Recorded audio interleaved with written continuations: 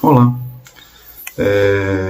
repara só, esse vídeo não estava previsto ser gravado hoje. Essa mensagem foi uma mensagem que surgiu hoje de uma forma muito espontânea, mas eu entendi que eu não poderia deixar passar e eu não poderia ser negligente em não compartilhar esse entendimento que foi aberto hoje de forma tão leve, tão espontânea mesmo. Uma das coisas que mais gera alguns conflitos e divisões ou divisões de opinião é sobre a graça, né? É um assunto um tanto polêmico, apesar de básico, fundamental, quando o assunto é a palavra de Deus.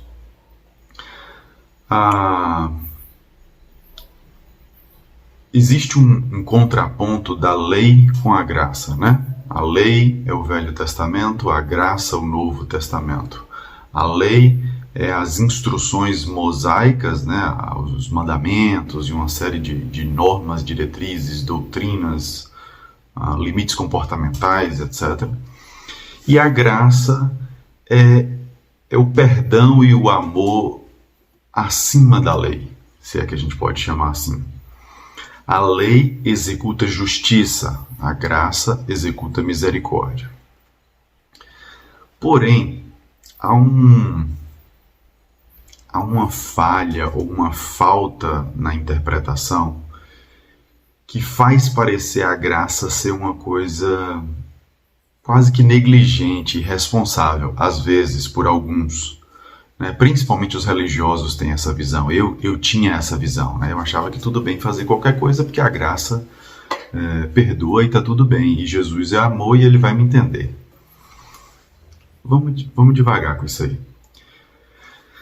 Quando existe a lei, fala que a gente não deve tomar a mulher do outro, cobiçar a mulher do outro. Não deve haver traição, né? Vamos pegar uma forma mais prática da palavra aqui seria basicamente isso. Olha, você não deve adulterar, né? Isso seria um pecado. Só que quando Cristo vem, ele adverte de forma muito mais profunda. Ele fala assim, olha, a lei fala que se você adulterar, você está em pecado. Deve ser apedrejado e morto até. Mas eu, porém, digo que se alguém olha para outro e deseja de forma ilícita, né? Você desejou alguém que não poderia, cometeu adultério só no pensamento, só a intenção, você nem fez, você já cometeu pecado, só pela intenção. Então, a graça ela tem um nível de exigência muito maior.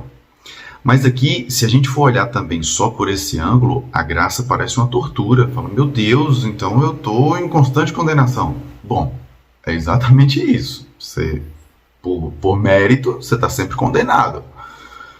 Mas a graça, ela nos dá o entendimento de que não devemos fazer e nos dá o amadurecimento e escape para que a gente nem venha pensar. É essa que é a coisa mais incrível da graça. É porque a graça, ela não é simplesmente um amor perdoador e misericordioso, mas também um amor libertador. Quando Cristo me perdoa pela graça, mesmo eu transgredindo a lei, sendo eu um transgressor da lei e por justiça encaminhado à condenação, a graça me tira da condenação, mas me dá um nível de consciência e mudança de mente de tal forma que eu não quero voltar a pecar. Então, um dos maiores indicativos na vida de que nós recebemos a graça é que, diante do perdão, somos transformados. Então tem gente que continua uma vida de pecado com a justificativa de que a graça perdoa, certo? Mas você não acessou a graça, porque a graça é um pacote de perdão e de liberdade do pecado. A graça, ela solta você de correntes e te dá a chave. Não faz sentido você ser aprisionado de novo. Não tem nem lógica, nem sentido isso.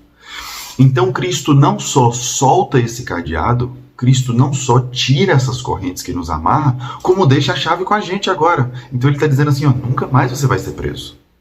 Então uma pessoa que tem um vício e pela graça ela é liberta desse vício, seja qual for o vício, e por mais libertino, por mais absurdo que seja, quando você é libertado pela graça, você não é simplesmente solto e qualquer hora pode tropeçar e ser preso de novo, não.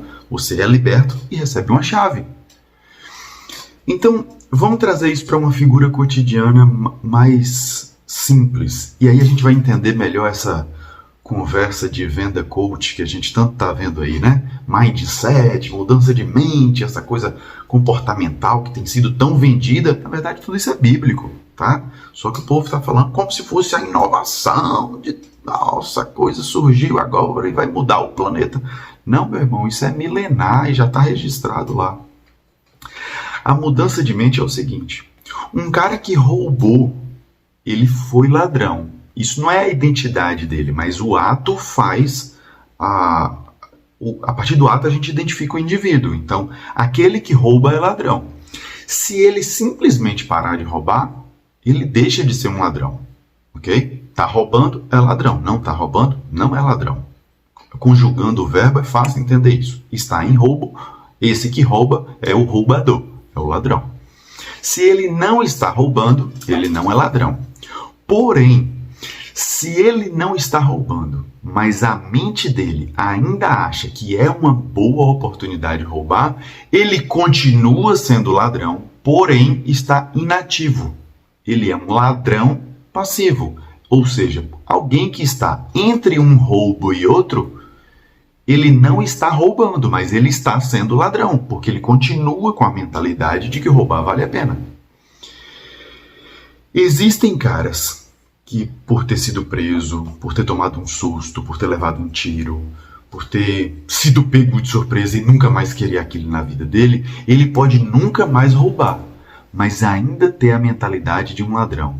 Putz, que oportunidade! Se eu tivesse a chance de roubar sem ser visto, se eu tivesse uma segurança melhor, se eu tivesse uma garantia, a mentalidade ainda está no roubo. Quando esse cara acessa a graça, ele não só é perdoado por todos os roubos que ele já fez, como isso vai gerar um entendimento e uma gratidão tão grande que ele vai dizer, gente, por que eu fazia isso? Não faz o menor sentido. Se eu, sendo mal, fui acolhido por Deus, esse Deus me ama apesar de quem eu sou, eu tenho que falar desse amor para todo mundo. E se eu, sendo mal, fui amado, imagine as minhas vítimas. Esses caras merecem amor, merecem amparo, merecem cuidado. Eu não posso fazer mal a ninguém, porque até eu, que merecia receber o mal, recebi amor. Então, muito mais os outros merecem receber esse amor.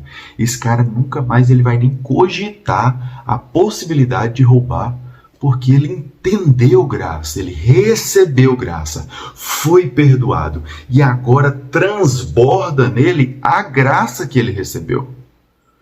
Se ele recebeu uma porção de amor tão grande que não cabe nele e não vai caber em nenhum de nós, porque Deus é infinitamente maior, quando a gente recebe e vê que não cabe, transborda.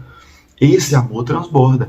E eu amando, eu não consigo lesar o outro. E eu amando, eu não consigo colocar o outro numa furada. E eu amando, eu não consigo levar vantagem em cima de ninguém. Eu prefiro sofrer o dano.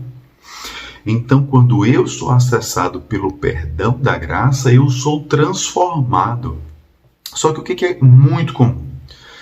A gente vê atitudes religiosas. E aqui eu não estou falando só do âmbito espiritual, não. É pessoas que têm só a casca. É aquelas pessoas que na sociedade dizem não roubar, dizem não maltratar, dizem não causar dano ao outro. Mas na primeira oportunidade, nos bastidores ou quando ninguém estiver vendo, a mentalidade daquela pessoa é de levar vantagem. Então que nós possamos acessar a graça. Que nós possamos entender que todo e qualquer pecado pode ser perdoado por Deus. Todo e qualquer pecado. Contudo, essa liberdade gratuita, né? Houve um preço, mas foi pago por Cristo. A gente recebe sem a gente pagar. Essa graça que a gente, ainda que por um alto preço pago por Cristo, nós recebemos de graça, essa graça nos dá uma liberdade que não faz a gente voltar para o pecado. Então que a gente tenha consciência e interesse de buscar diariamente por graça, porque às vezes eu já fui tratado em algumas áreas da minha vida, mas tem outras que ainda precisam de tratamento. Muitas áreas da minha vida eu já fui perdoado e eu não volto mais lá porque eu recebi a chave da graça, mas tem outras coisas que a minha mente ainda precisa ser forjada. Existem algumas coisas do meu entendimento que precisa ser tratado para que haja de fato perdão e então transformação. A graça, ela entra limpando e me dá a condição de não me sujar mais com aquilo. E se eventualmente, acidentalmente, de forma muito inimaginável, eu vier a ser preso de novo, a chave está na mão, é só destravar de imediato. Então eu tenho acesso à limpeza contínua, não faz mais sentido me manter em sujeira. Que a gente possa entender o que é mudança de mente. Esse mindset, essa formatação, essa programação da mente, essa reconfiguração mental, ela também acontece no âmbito espiritual. E salvação é isso. Então, não é vivendo de qualquer jeito que a gente vai acessar o céu. Mas de qualquer jeito que a gente estiver vivendo, Jesus nos recebe. Mas uma vez recebido, nós não mantemos relacionamento com Ele a qualquer custo ou levando a vida de qualquer jeito. Ele nos recebe de qualquer forma que nós tivermos. Mas a partir desse recebimento e da graça entregue, a transformação é inevitável. É inevitável. Por que a gente tem grandes problemas hoje empresariais? Por que a gente tem grandes problemas pessoais? Por que a gente tem grandes problemas familiares? Porque a gente quer mudar a atitude das pessoas e não a mentalidade das pessoas. A gente quer forçar as pessoas a seguirem doutrinas e normas e não abrir a mente dessas pessoas para o entendimento e o conhecimento de tal forma que elas tenham interesse em seguir as regras. Que elas tenham prazer e desfrute em viver aqueles limites e aquelas diretrizes. Não é para ser uma prisão, é para ser uma liberdade.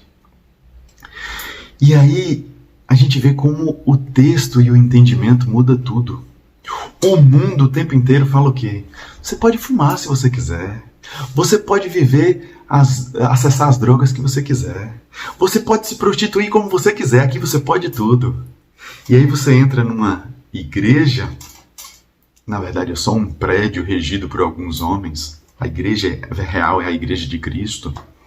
Mas às vezes você entra ali numa comunidade que fala: você não pode, você não tem como fazer isso é inaceitável. Aí você olha, o mundo é livre, a igreja é uma prisão. Aí você encontra com Cristo e você vai ver que tudo isso é uma mentirada. Porque o mundo está dizendo assim: olha, para você ser legal você tem que fumar. Para você ser legal você tem que beber. É o mundo que está lhe dando doutrinas.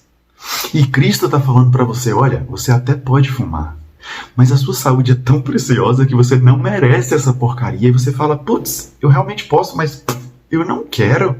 E se precisa disso para me socializar, então eu não quero me socializar porque eu tenho valor. Ah, eu posso beber? Claro que eu posso. Eu não devo me embriagar, mas eu posso beber se eu quiser. Mas para quê? Aquilo não faz bem para o meu físico.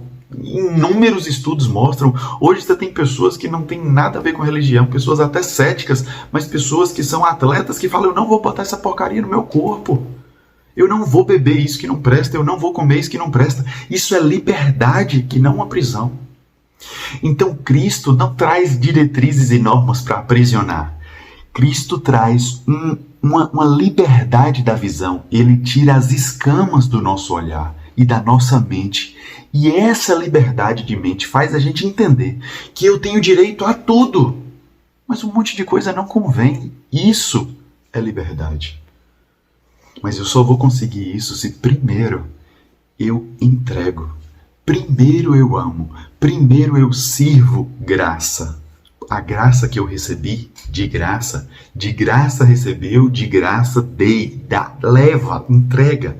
Você recebeu o perdão de Deus de forma gratuita, então também leva esse perdão. Se você foi perdoado, seja um perdoador. Porque à medida que você for perdoador e entregador de amor, entregador de graça, as pessoas vão bugar. Tipo, o que está acontecendo? Como assim você está me perdoando? Como assim você está me amando apesar do que eu fiz? Bom, cara, é porque eu conheci um cara que fez isso comigo. Eu não sou ninguém, mas eu estou falando de alguém que salvou minha alma. Eu não sou merecedor também, então tá tudo certo você não ser, mas tem um cara que recebe a gente desse jeito.